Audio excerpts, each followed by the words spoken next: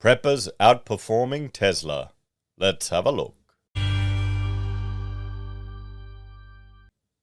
Hello everyone, Florian.Heise here and welcome to another episode of HeiseSays. Grab your stein of coffee because this is going to be a real interesting one. There's an article going through ABC at the moment. So, what the Dandenong Ranges extended power outage teaches us about backup battery power. And there's some interesting examples of the people who were able to, well, have no little impact to their quality of life, and to those that maybe have invested a lot of money in a big, expensive-looking failure. We'll have to see. So let's start off by just jumping and having a look at the Tesla share price, just for context, $678.90. So it's been pretty flat in after-hours trade. We'll have to see how that goes. Down from the peak. But, Tesla is everyone's favorite. And let's, jump and look at how much Tesla batteries cost before we go through this article. Because you know what's going to happen. We'll be comparing Tesla to other products. Some much less, stylized Tesla.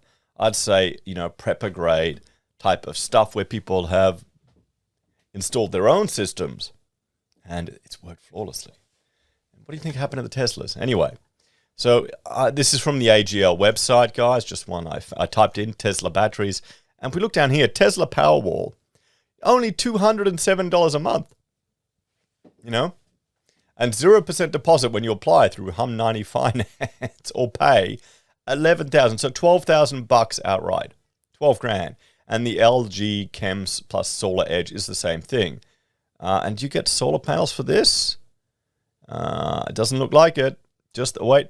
Yeah, no. So 13-hour capacity, 13.5 kilowatt hour capacity. And so you're getting ripped off with the LG Chem. It's only got 9.3.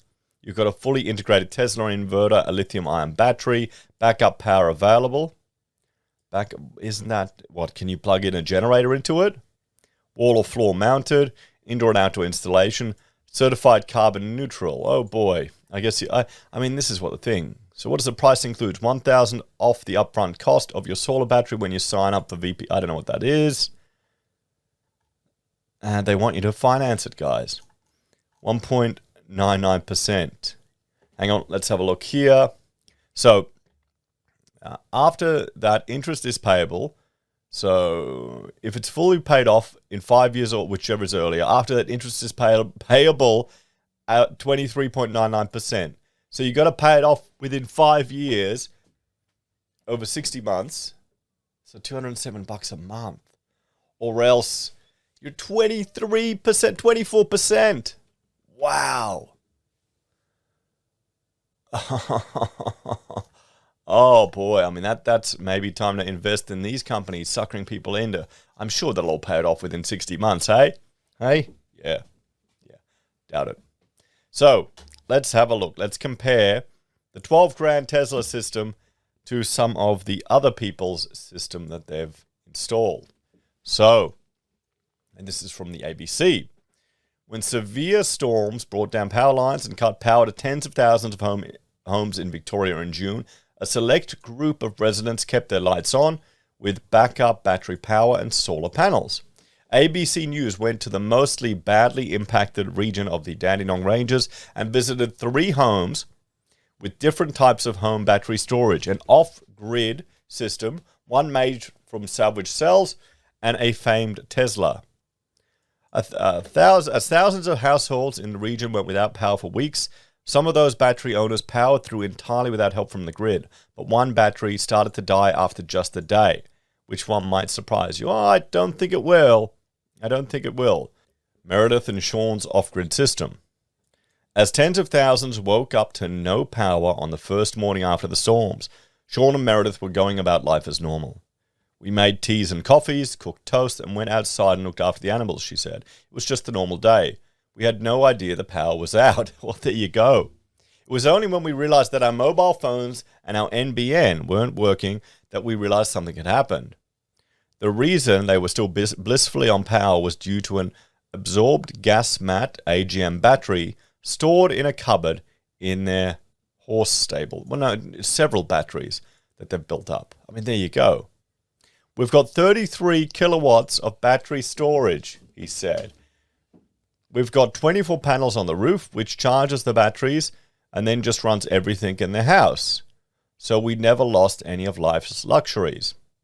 They are modest about their achievement, but their good fortune was no coincidence. They specifically connected their system to be off-grid for this exact experience of the broader network coming down. We were connected to our batteries and our solar panels, and it was like nothing had changed, she said. As the hours became days, the lights stayed on in their house. We had warm showers, we were able to wash the dishes, Meredith said. We could run our fridge and freezers. Our freezer was still going, so we didn't lose any of our meat or anything in the freezer. And that's my concern. That's why I bought a generator. I need to keep the freezer going. So that was really handy. And that was the thing we're most worried about. Yeah, I'm alone. I'm not alone with worrying about, my meat. Precious meat. The couple ended up offering warm showers to neighbors and were a refuge to friends without electricity. There were some caveats. They tracked their household power consumption, so know how not to use too much power and kill their battery system when it's getting no help from the grid. The couple also had to top up their power a few times with a diesel generator because their solar panels were not generating quite enough power for them in the peak of overcast Victorian winter. We felt very lucky. We felt blessed, she said. Well, you're prepared. That's what you are. It's such a satisfying feeling knowing you are powered in your house in a sustainable way and you can continue going about your life well for as long as the batteries and the panels maintain. The Herman second-hand system. By her own admission, Kelly Herman was a massive cynic about battery storage before the Dandenong Ranges storm. I gave my husband a really hard time about putting these ones in, she said. But I'm so glad he persisted. Now, all the husbands who have got that "I told you so," got to rub that "I told you so" back in. Well, there you go, honey. I was right. There you go. The battery system is made from second-hand cells salvaged from an old Telstra project. It is even bigger than Shane and Meredith's system with a capacity of 40 kilowatts and 36 panels on the roof. Well, I mean, there you go. Look at the system. That's a homemade system there, just in a cabinet, with a whole lot of batteries. The system may not look as flash as some of the modern units, but as it turns out, the cells did the job. Yeah, there's some YouTubers that show homemade systems where they set up stuff like this, entire systems where they just, bank up the cells. What do you think's in the Tesla system, guys? For 12 grand. How many batteries could you buy for 12 grand? What's each battery like? $400? Okay, it's going to add up quick. Still. On the night of the storms, as the power went down across the rural neighborhood, Kelly was watching Netflix with their batteries backup power. Then a tree came through their house. It was terrifying, and the couple with a young kid felt lucky to be alive. Waking up the next morning, their house was damaged beyond living in, and the whole street was without connection to the outside world. But the Herman's AGM battery was still working, and that kept the family's fiber-to-the-node NBN going. So we could make telephone calls and let our family know we were safe. That was really important for working out how to get our toddler off the mountain. Without the NBN, there was no cell phone coverage at all. Nobody else in the street had any access to any of their cell phones or NBN service. So we were the only place where they could come and make telephone calls and let their family know that they were okay and they were not underneath a tree. As well as communication services, the battery system also kept their freezers going. No meat was spoiled. There you go. It's all about the meat, guys. Everyone's worried about their meat, keeping it good. Because you get a good deep freeze chest freezer. You get it frozen really solid. I can get a few days out of my generator. I'm just hoping it won't. I'm in the city here, so there'll be so much demand for power to go back on. They also use the generator at times. You still need a generator, guys. Even with the batteries, all of them have a generator in these areas. And they're so cheap. And petrol is so convenient. You just got to cycle through it when you're storing it. Or people put preservatives and stuff in it. So, and because they weren't living in their damaged home and using lots of power, they were not using much of their battery. This helps explain why it lasted so long. We don't think we will be able to power our whole house with the battery, but this was enough for what we needed, she said. The home is still damaged, but they hope to be settled back soon. The fashionable battery that grabs the headlines, which brings us to the Tesla. Freak and Let Fukishot had spent roughly 10 grand on their fancy home battery storage unit plus installation. There you go. At least, the cabling's kind of nice. Look at all that's in there. Anyway. They installed it because they care about the environment, renewable energy, and reducing the cost of their power bills. They're like most of the Australian households, increasingly picking up home battery storage. They generate solar power during the day, with panels store some of the excess on their Tesla to use themselves, but also take a lot of power off the grid. I mean, I plan to eventually get solar panels once we get the house sorted, because I work from home. So I'll use the power during the day. The Tesla storage capacity is a lot smaller than Sean and Meredith's off-grid battery, and Kelly's second-hand one. It's only 13.5 kilowatts, and they have a few dozen solar panels. Most standard batteries being installed in homes are. This helps explain what happened next. When the storms first hit, they knew they had a security blanket.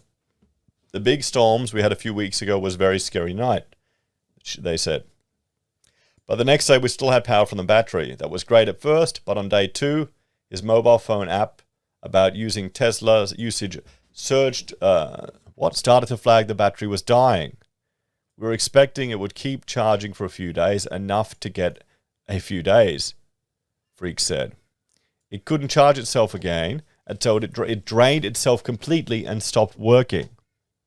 They have since realized that they likely surged the unit with too much power consumption at a time when they did not have nearly enough solar power coming in to recharge it.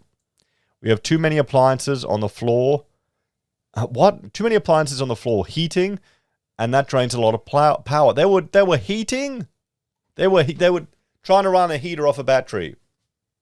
I mean, I have a UPS, a 1 kilowatt system down here on the server, and when I'm getting like this workstation going, when I've got 2 computers crypto mining, I'm pulling all the juice. My UPS can't handle anymore, and I'm lucky if I get 15 minutes to shut down with all my screens and everything.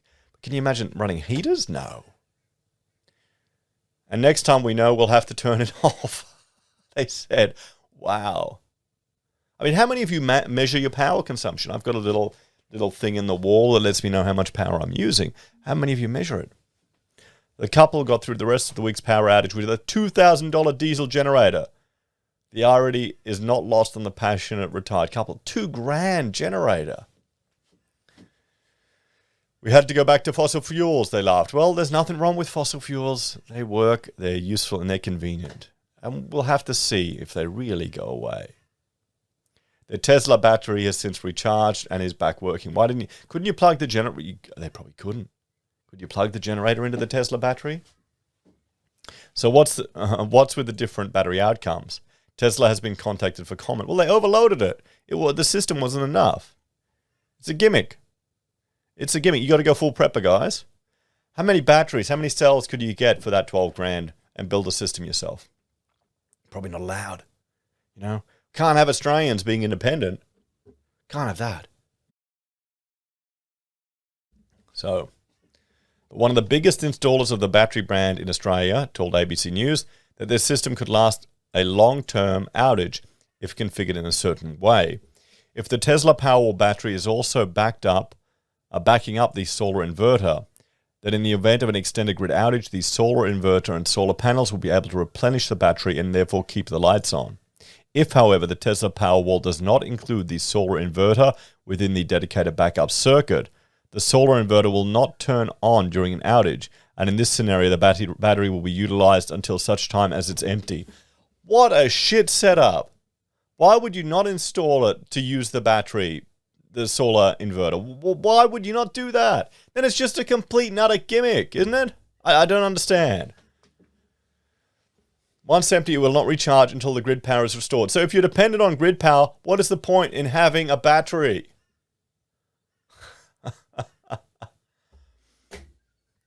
But Victorian Energy Policy Centre battery expert Stephen Percy said the outcome of the system owned by the Butchit Scots was completely to be expected. In the Dandenong Ranges, the event that happened was an outlier event. To have power disconnected for such a long period of time is quite rare and very rare. Well, then why are people spending 12 grand getting a battery put in if it's so rare or very rare? And then when it actually happens, it doesn't work because it's not set up properly. Brilliant. So they're spending 2 grand on a generator so they get their floor heating. I mean, it is Victoria, it's called. That's my memories of growing up in Victoria. A typical residential battery system, such as the one sold by Tesla, is designed to operate a typical household for multiple hours to a maximum of 2 days, off which power drops out. The battery systems are designed to basically reduce household energy bills, to also maximize the amount of solar that the households are using, and basically operate for the standard sort of outage. It's much like a car fuel tank. You wouldn't expect your car to drive if you're not putting fuel into the tank. Yeah, isn't that what the solar panels are for? They had solar panels. Come on. The uptake of home battery storage units is rising in Australia. Technically, the technology is still at early adopter stage, but now 1 in 60 homes have one, which works out to be 1 in 5 homes with solar panels. His advice is, if anybody is hit with another significant outage, is to minimize use of all electricity, a bit like being stuck in the forest with a mobile phone but no way to charge it. And get a generator. Do you have a generator, guys? Get a nice one that has an inverter built into it so you can run electronics. If you expect the grid to be off for numerous days, you would probably assess what's essential in your home. So you know you might need to keep one room heated and switch off unnecessary high-demand appliances. For their part, they're now appreciating that too, and they still love their Tesla, even though it failed. Well, I mean, okay. 12 grand? I would be bloody pissed. Honestly, this here is way more... That looks way more impressive to me. That looks way more impressive. What do you think are in the bloody Teslas?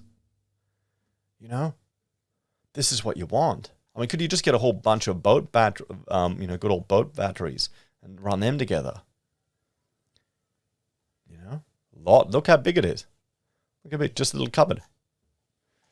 Anyway, guys, what are the solutions to this? Well, are people just buying the brand name? What about do-it-yourself options? We'll have to see. Will they even let you? Or get a good Sparky? Anyway, guys, thanks for watching. Let me know your thoughts and opinions on this one. Are you a prepper? Have you got your own home set up?